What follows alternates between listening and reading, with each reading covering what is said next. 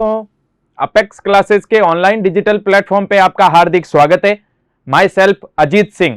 चीज आती है, सबसे पहले हम बात करेंगे विधानसभा की, कि विधानसभा का गठन कैसे होता है।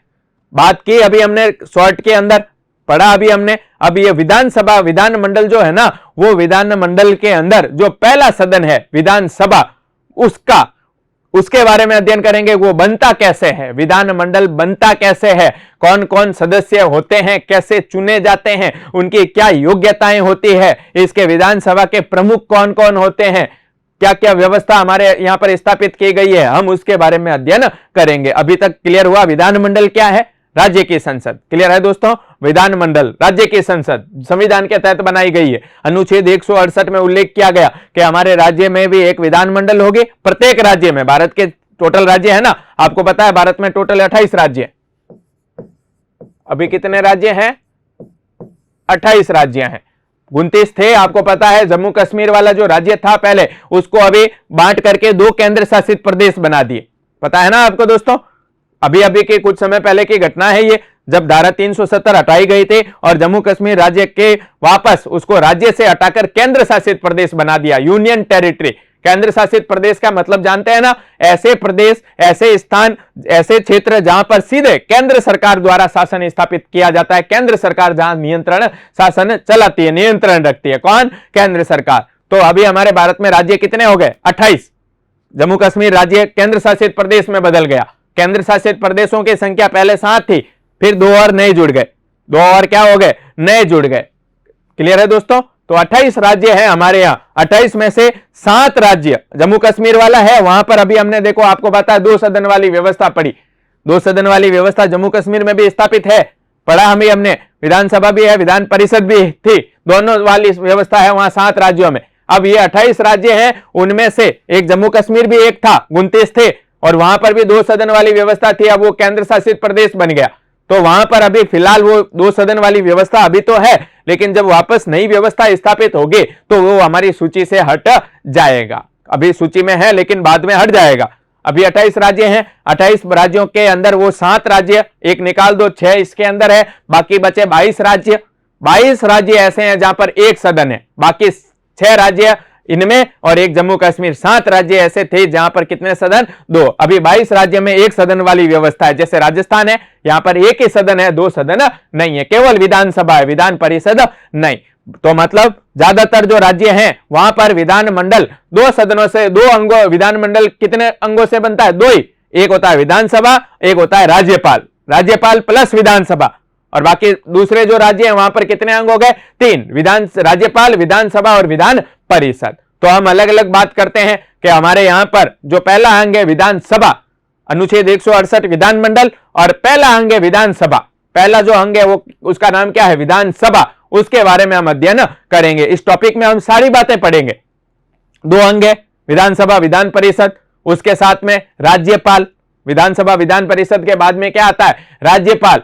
उसके बारे में हम अध्ययन करेंगे। विधानसभा में कैसे रचना है, कैसे गठन होता है, कौन कौन होता है। विधान परिषद कैसे बनती है, कौन कौन होता है, कैसे चुना जाता है, क्या योग्यताएं होती है।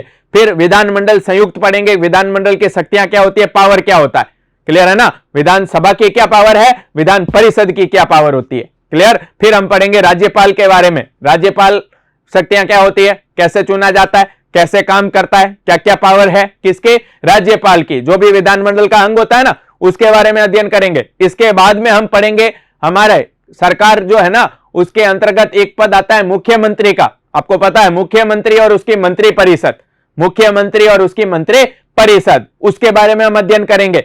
मुख्यमंत्री नियुक्त कैसे होता है, कैसे चुना जाता है, क्या काम करता है, पावर क्या होती है, मंत्री परिषद का क्या काम होता है, उसके बारे में हम अध्ययन करेंगे। फिर तीसरी हम पढ़ेंगे हमारे न्यायपालिका के बारे में। हमारा जो राज्य के अंदर हाईकोर्ट होता है, उच्च न्यायालय, हाईकोर्ट, उसके बारे में अध्ययन करेंगे। जो न्यायाधीश वगैरह होते हैं, हाईकोर्ट होता है, उसका गठन कैसे होता है, कैसे न्यायाधीश चुने जाते हैं और वो क्या क्या काम करते हैं, क्या क्या हाईकोर्ट की शक्तियां होती है, क्या क्या उसकी पावर होती है। ये सारे हम चीजें इसमें अध्ययन करेंगे। जैसा मैंने अभी आपको बताया ना, सरकार के कितने अंग होते हैं? 3 अंग होते हैं, व्यवस्थापिका, कार्यपालिका और न्यायपालिका।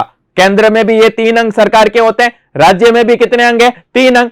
अभी हम पढ़ रहे हैं जो पहला अंग है ना विधानमंडल, उसको हम कहते हैं व्यवस्थापिका के नाम से। विधानमंडल यानी राज्य की व्यवस्थापिका, विधानमंडल यानी राज्य की व्यवस्थापिका, जिसे हम केंद्र में संसद के नाम से जानते हैं, उसे राज्य में विधानमंडल के नाम से जाना जाता है। क्या नाम से जानते हैं? राज्य में विधानमंडल के नाम से उसे जानते हैं। अलग अलग राज्यों में नाम क्या? विधानमंडल।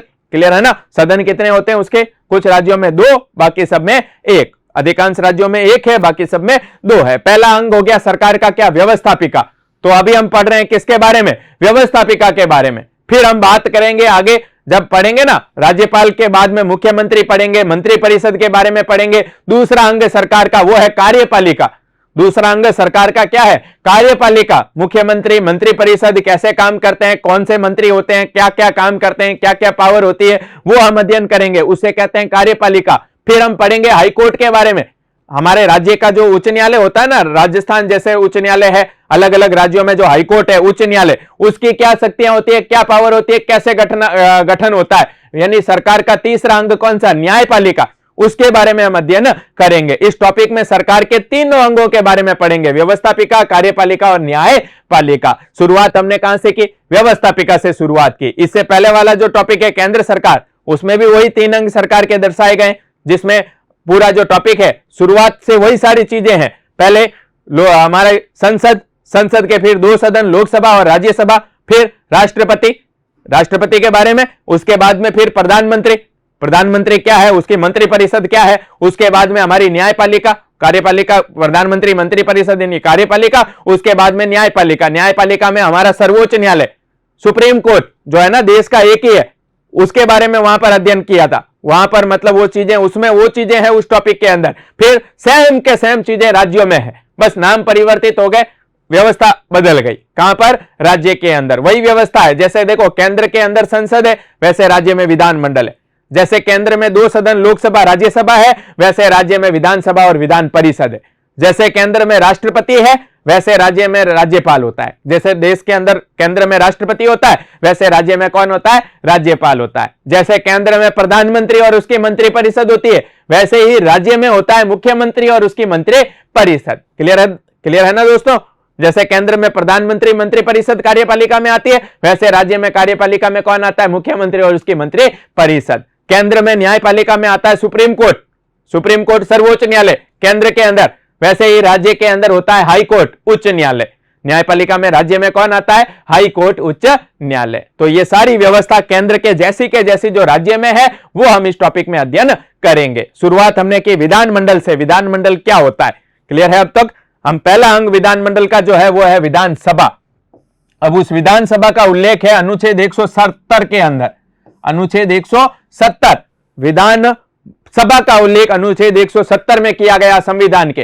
पहला विधानमंडल का उल्लेख अनुच्छेद 168 के अंदर, विधानसभा का उल्लेख अनुच्छेद 170 में किया गया हमारे भारतीय संविधान के अनुच्छेद 170 के अंदर।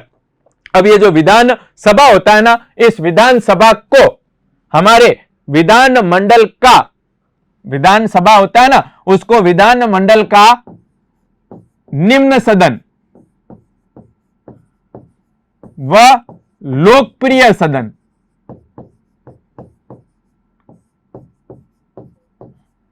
विधानसभा को हमारे विधानमंडल का निम्न सदन, लोकप्रिय सदन कहा जाता है। क्या कहते हैं उसको? निम्न सदन और लोकप्रिय सदन।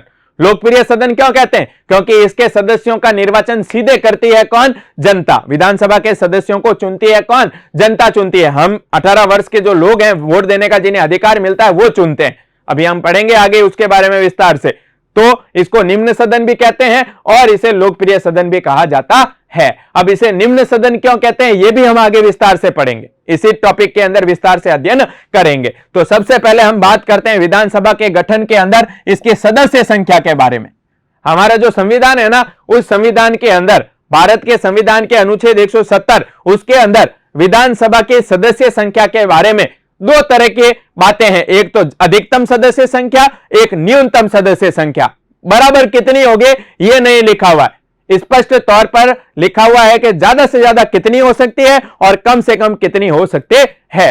बस कितनी बराबर कितनी होगी यह उल्लेख नहीं किया गया है। संविधान में लिखा हुआ है कि हमारे जो इसके सदस्य संख्या है विधानसभा की, वो अधिकतम 500 तथा न्यूनतम 60। अधिकतम तो 500, न्यूनतम कितनी हो सकती है? 60 हो सकती है। विधानसभा की सदस्य संख्या ज्यादा से ज्यादा 500, कम से कम 60। स्पष्ट लिखा हुआ है, संविधान के तहत बंटवारा किया गया। संविधान में यह बात लिखी हुई है, स्पष्ट तौर पर लिखी हुई है अनुच्छेद 170 के तहत कि विधानसभा की जो सदस्य संख्या है वो ज्यादा से ज्यादा किसी भी राज्य में 500 हो सकती है और कम से कम कितनी होगी? 60 होगी। 60 से कम नहीं हो सकती, कम से कम 60 और ज्यादा से ज्यादा 500। 500 से ज्यादा नहीं हो सकती, 60 से कम नहीं हो सकती। क्लियर है? और हमारे राजस्थान के अंदर बता दूं आपको कि हमारे राजस्थान में जो विधानसभा संख्या है, राजस्थान के अंदर हमारे राजस्थान में जो सदन है ना, विधानसभा एक ही है राजस्थान में, इसकी संख्या है 200। राजस्थान में विधानसभा संख्या कितनी है? 200 है। राजस्थान में विधानसभा की सीटों की संख्या कितनी है? 200 है। राजस्थान में विधानसभा के कितने सदस्य होते हैं? 200 सदस्य होते हैं। अधिकतम 500 हो सकते हैं, कम से कम 60 हो सकते हैं। क्लियर है? अब स्पष्ट किया गया इसके लिए कि ये जो सदस्य संख्या है, इस सदस्य संख्या के अंतर्गत हमारे जो भी राज्य होता है ना, उस राज्य के अंदर उसे पूरे राज्य को इस तरीके से बंटवारा किया जाता है सीटों का कि उस राज्य में, मतलब उस राज्य को जितनी सीटें होती है ना, उतने निर्वाचन क्षेत्रों में बांट दिया जाता है। किसमें बांट दिया जाता है? निर्वाचन क्षेत्रों में। जितने सीटें होती है ना, राज्य को उतने ही निर्वाचन क्षेत्रों में बांट दिया जाता है। निर्वाचन क्षेत्रों में बांट दिया जाता है। फिर जिस निर्वाचन क्षेत्र में इस तरीके से बांटा जाता है कि प्रत्येक निर्वाचन क्षेत्र से कम 75,000 लोग हो, प्रत्येक निर्वाचन क्षेत्र में कम से कम प्रत्येक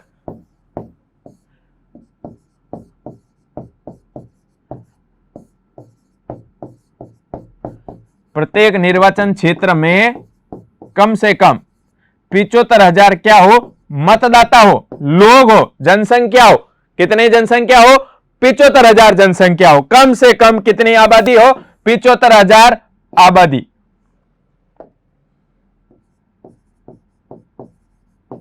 आबादी यानी जनसंख्या हो कम से कम प्रत्येक निर्वाचन क्षेत्र के अंदर। इस तरीके से इन सदस्य संख्या का बंटवारा किया जाता है। स्पष्ट है?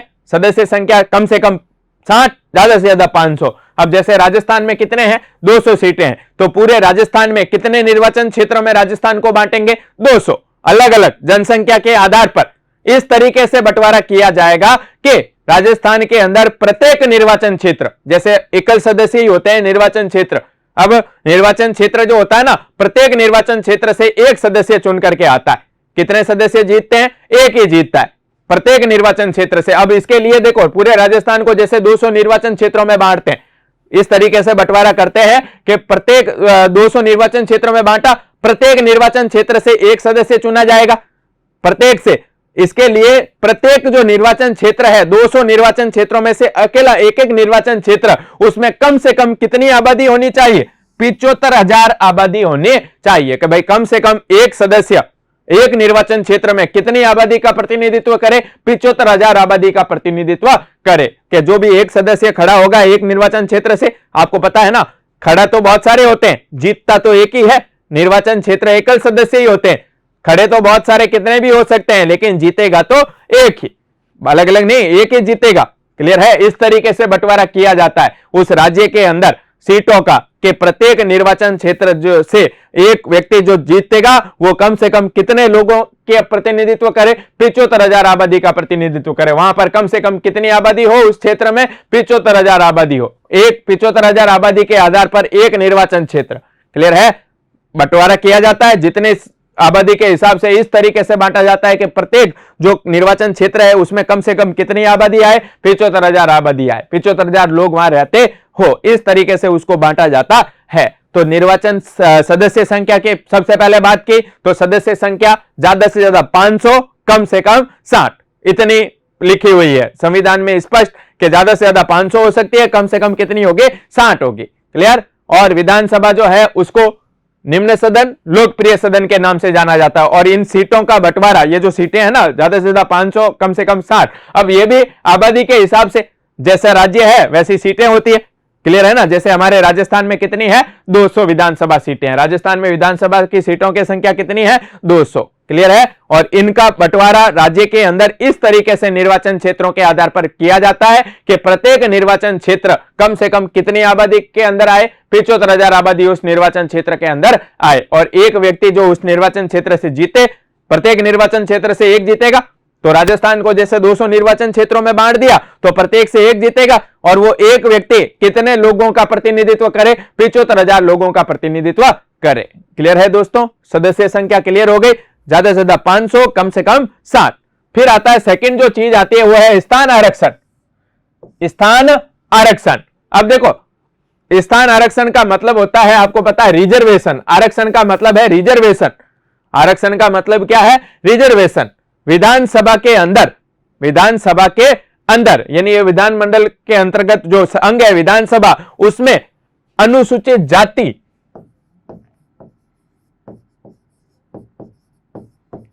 अनुसूचित जाति SC व अनुसूचित जनजाति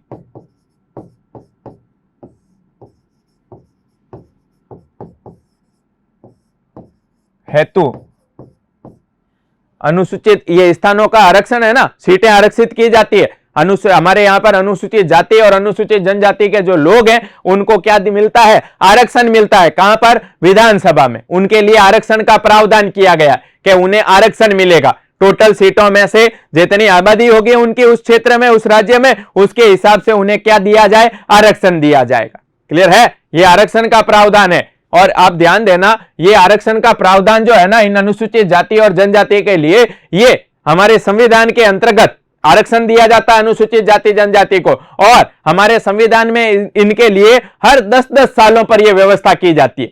यानी हर 10 साल के अंदर यह आरक्षण जो सीमा है ना, 10-10 साल के लिए इसको रखा जाता है। 10 साल आरक्षण रखते हैं, उसके बाद जब समय खत्म होने वाला होता है तो और संविधान के आधार पर संशोधन करके उसको बढ़ा देते। तो आप ध्यान देना, हमारे संविधान में 95वां संविधान संशोधन,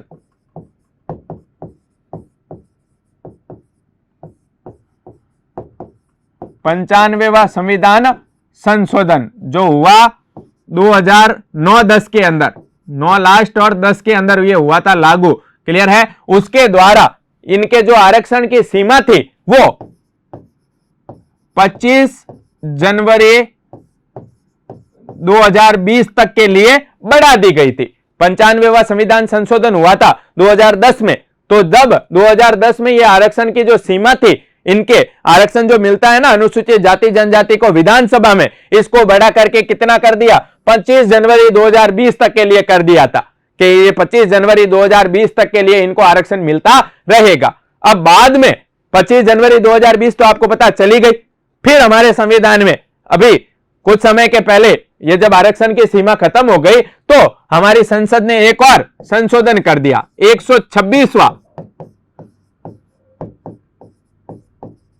संविधान संशोधन अभी चल रहा है, प्रोसेस में है, पूरी तरीके से स्थापित संविधान में नहीं हुआ लेकिन चल रहा है। मतलब संशोधन का प्रस्ताव आ गया है, क्योंकि ये डेट खत्म हो गए थे तो इसको बढ़ा करके 25 जनवरी 2030 कर दिया गया। प्रावधान करने का प्रयास किया गया, लेके आ गए हैं कि ये डेट बढ़ा करके कितनी कर दो? 25 जनवरी 2030 तक के लिए इसको बढ़ा दो। कौन सा संशोधन? 126वां संविधान संशोधन। ये करंट का है।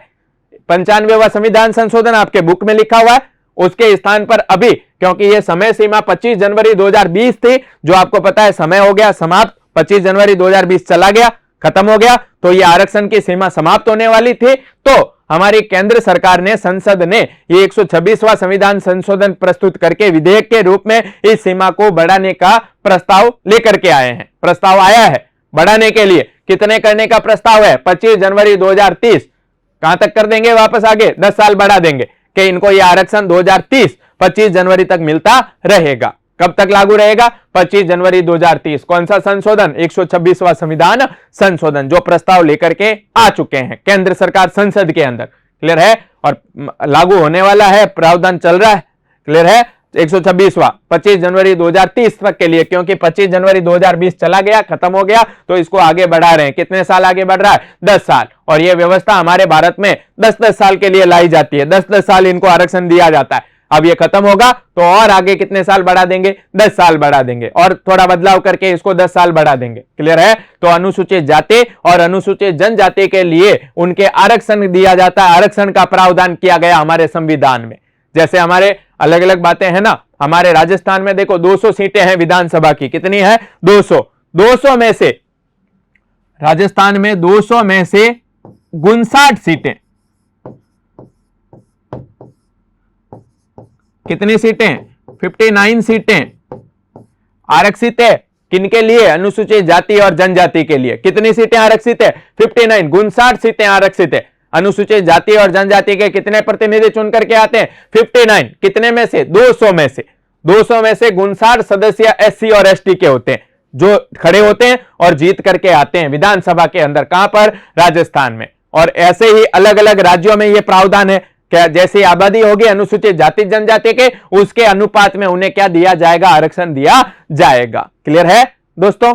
आरक्षण का प्रावधान है संविधान में, किसके लिए? अनुसूचित जाति और जनजाति के लिए, कि उन्हें विधानसभा में क्या मिलता है? आरक्षण मिलता है, रिजर्वेशन मिलता है, कि इतने सदस्य। तो आरक्षण का मतलब जनसंख्या जितनी है उसके अनुपात में आरक्षण दिया जाता है कि भाई इतनी सीटें तो इन सदस्यों के द्वारा ही भरी जाएगी, इतनी सीटों पर तो यही जीत करके आएंगे, चाहे वो अनुसूचित जाति हो चाहे जनजाति हो। क्लियर है दोस्तों?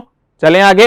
और आप ध्यान देना, इसी के अंतर्गत एक और है, एक समुदाय होता है एंग्लो इंडियन, जिसको कहते हैं आंग्ल भारतीय।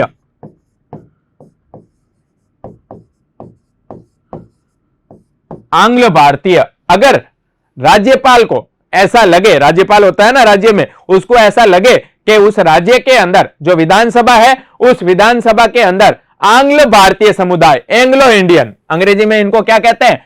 Anglo Indian.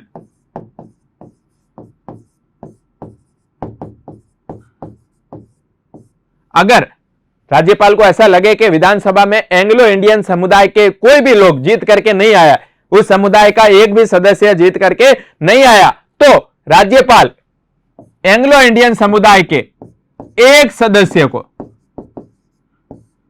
क्या कर सकता है? मनोनीत कर सकता है।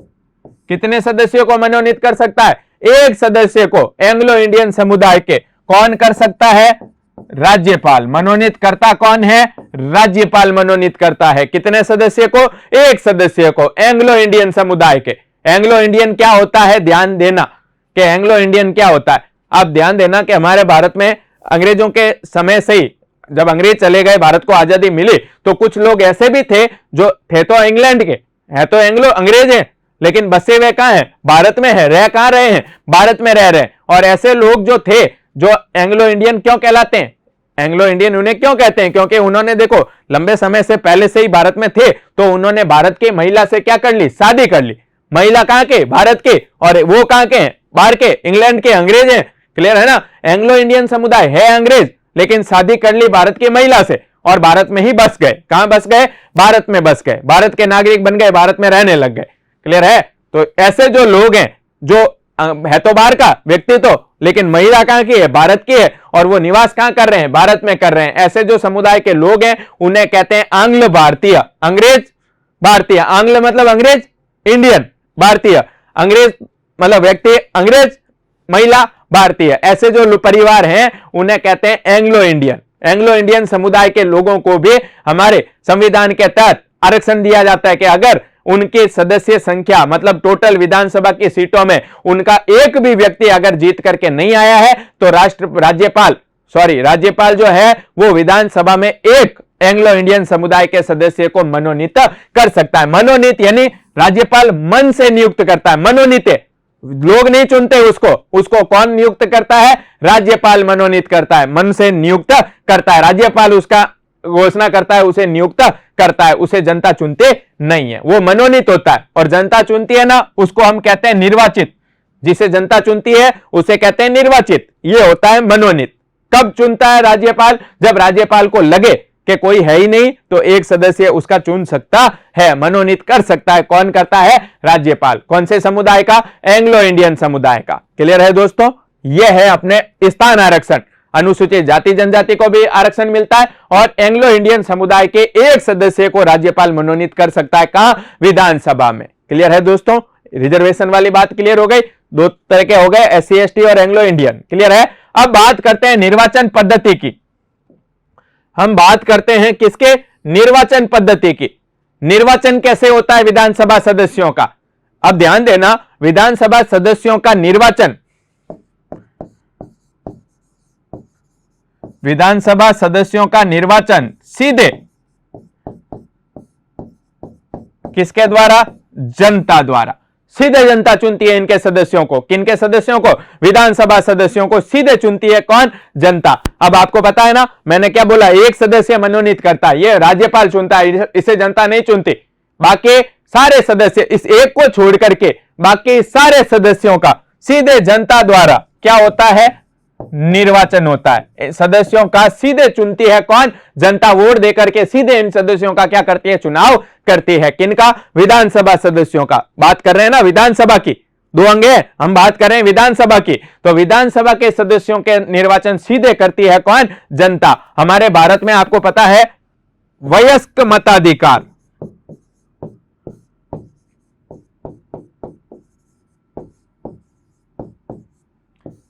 कैसा प्रावधान है? वयस्क मताधिकार के आधार पर हमारे भारत में आपको पता है 18 वर्ष या उससे अधिक,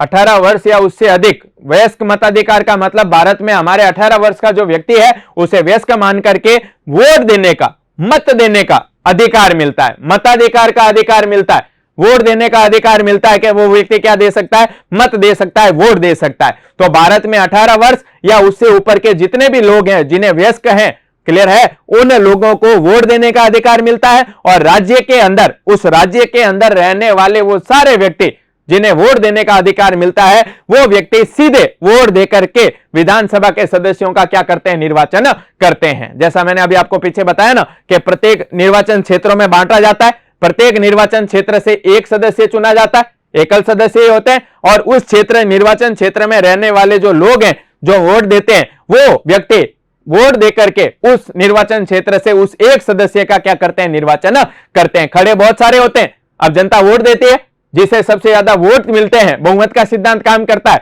जिसे सबसे ज्यादा वोट मिलते हैं वो व्यक्ति जीता हुआ माना जाता है। हमारे भारत में भारत में संविधान के तहत यह व्यवस्था है कि जो चुनाव होते हैं उस चुनाव में जो सदस्य खड़े होते हैं, कितने भी हो सकते हैं, कितने भी हो सकते हैं, राजनीतिक दलों के आधार पर चुनाव होते हैं। जैसे बीजेपी है, कांग्रेस है, बसपा है ना, आम आदमी पार्टी है, ऐसे अलग अलग जो राजनीतिक दल होते हैं वो अपने अपने उम्मीदवार खड़े करते हैं।